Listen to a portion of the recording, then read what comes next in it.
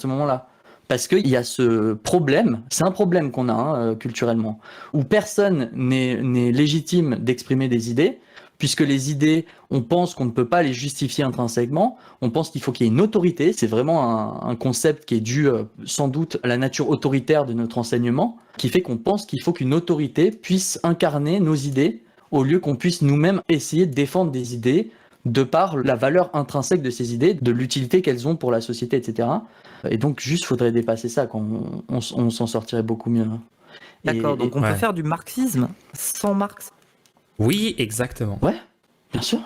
Mais donc, D'ailleurs, on le fait, la plupart des gens le font au quotidien. est-ce que tu ne risques pas de réinventer ce que Marx a déjà conçu, en fait?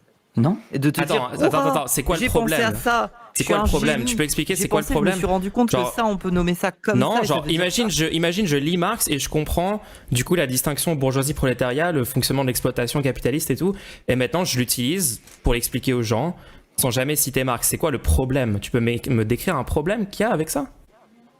Bah, tu peux le faire sans citer Marx, mais reste que. c'est quoi le si problème? jamais on te dit- Attends, bien fait, attends, si c'est jamais, quoi le problème? si jamais on t'interroge sur l'histoire de ces idées, bah. Mais tu es personne obligé de parler de m'interroge sur l'histoire. Les gens, ils vont me dire « Ah bon, mais c'est pas vrai ce que tu dis ?» Après, je leur explique si. Et après, ils vont me dire « Ah ouais, en fait, c'est vrai. » Les gens normaux, en fait, ils te disent pas « Ah ouais, mais est-ce que tu peux Mais me qui a dit dropper ça quelqu'un qui l'a dit pour que je le valide ou pas comme en tant qu'idée ?» En Mais non, fait, mais ils mais réfléchissent moi, en et ils fait- se disent « Ah ouais, en fait, c'est pas con. Et non, mais moi, j'ai pas name droppé. Je t'ai demandé très sincèrement si tu t'avais lu des auteurs, en fait, c'est tout. » Bah, je t'ai répondu, je t'ai dit oui. Je t'ai pas dit, ouais, c'est Butler. Je t'ai pas dit ça, en fait. Je C'est t'ai juste- je t'ai dit c'est- oui, oui, j'ai lu des auteurs. Bah ouais, mais pourquoi ça te gêne d'en parler, en fait?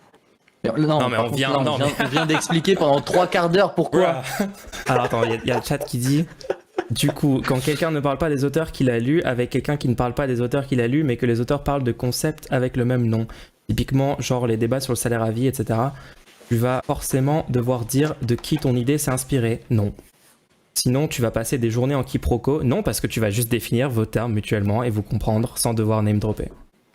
Des fois, ça fait ça clarifie quand les gens arrêtent d'utiliser des concepts beaucoup trop éloignés des usages et reviennent sur des définitions très claires dès le début du débat au beau milieu de dire « Ah non, mais moi, c'était la conception de Nietzsche !»